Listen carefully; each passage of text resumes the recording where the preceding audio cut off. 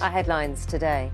6 will become 5. The second round of the Conservative Party leadership contest is held today, after the first 2 candidates were eliminated yesterday. The Met Police opens an investigation into the trafficking of Farah to the UK as a child.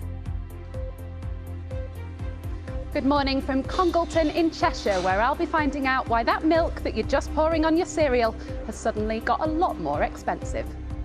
Good morning. We are just half an hour away from the start of the 150th Open Championship, and to mark this historic milestone, golf is back at St Andrews, regarded as the home of the sport, with its world-famous fairways and greens nestling between the town and the sea.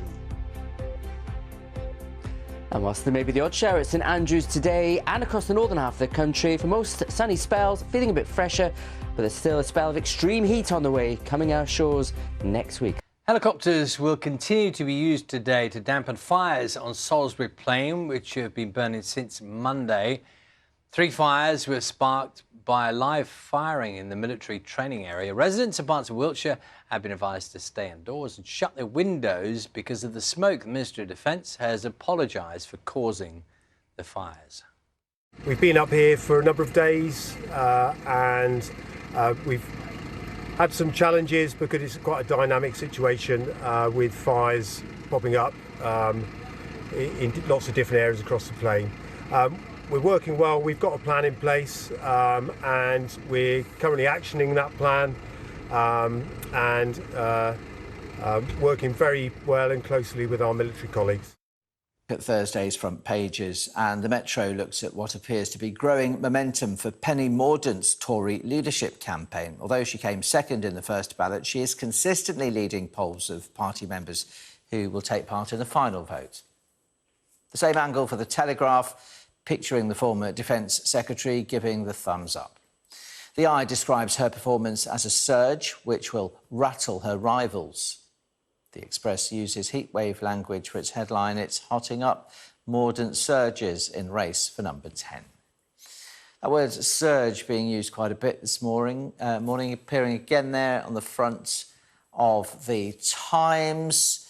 The Mail leads with the message from Liz Truss, the Foreign Secretary, to the party writes that unless they unite now, they will lose the leadership.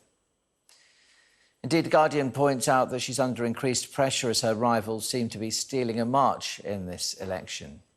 The Sun says the remaining candidates have the 6 factor, but the Mirror attacks those candidates for focusing on tax cuts for the rich rather than helping people with the cost of living crisis. In other news, the FT reports that growing inflation in the US is prompting calls for its central bank, the Federal Reserve, to raise interest rates again. On a lighter note, The Star carries findings about just how many people take their dog to the pub. If you want to see any of those front pages again, or indeed read the stories, then do scan the QR code on your screen right now. Let's take a look at the papers. Many are leading with the first round of voting in the Tory leadership contest. The Eye's front page shows the results of that first ballot and leads on the growing support for Penny Mordaunt in the race to number 10. Her strong performance combined with a favourable poll result means she is now the bookmakers' favourite. That's according to The Sun. Liz Truss is now attempting to reinvigorate her leadership campaign, according to The Guardian.